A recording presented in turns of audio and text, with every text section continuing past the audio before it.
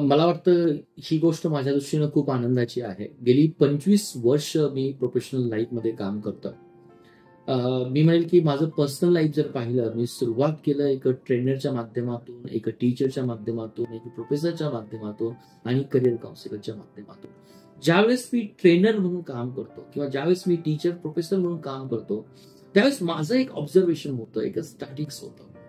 ज्या मुलांना 10th ला 12th ला अगदी 95% मार्क्स मिळत आहेत आणि त्यांचा मी अनालिसिस करण्याचा प्रयत्न केला की 10 वर्षानंतर 15 वर्षानंतर ही मुलं कुठे आहेत. तर जी काही ब्रिलियंट मुलं होती, समवॉट एक्सटेंट, सर्वच नाही, पण त्यातली बहुतांशी मुलं 10-15 वर्षानंतर अशा जॉब मध्ये लँड झालेली आहेत की पूर्णपणे त्यांना वर्क लाईफ बॅलन्स कुठेतरी डिस्टर्ब झाल्यासारखं वाटतं. हा माझा अनुभव आहे, तसा तुमचाही अनुभव असेल. मी अशी काही विद्यार्थी पाहिले की ज्यांना अगदी 10वीला 50-60 मार्क्स होते. त्यांच्या आई वडिलांना त्यावेळेस प्रश्न पडत होता की हा मुलगा नक्की करेल काय, कारण त्यांना मी जवळून पाहिलंय.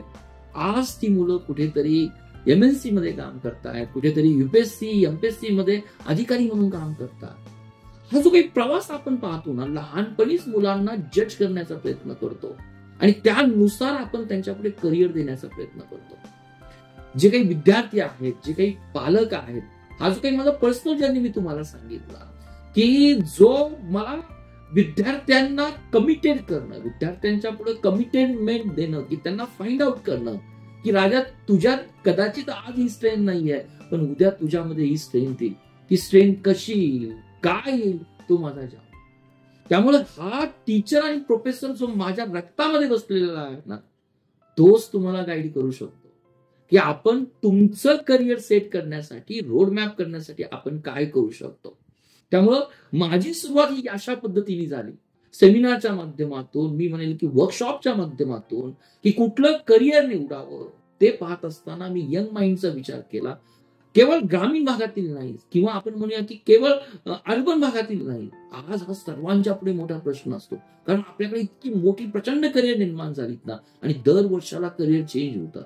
त्यामुळं आपल्याला कन्फ्युजन हा पार्ट आपल्याकडे येतोच, आणि त्या ठिकाणी कन्फ्युजन जर दूर करायचं असेल ना, आपल्याला स्ट्रक्चर करिअर ऍडवाइस हा सर्टिफाय करिअर कडून घेतलाच पाहिजे. मी म्हणणार नाही तुम्ही माझ्याकडूनच घ्या, पण you need the professional advice. जर मी आजारी असेल तर मी डॉक्टरांकडे जातो, because I believe on his way. की डॉक्टरांनी जरी मला हात लावला ना, मला पूर्णपणे बरं होईल. Career counsellor is working on the same way.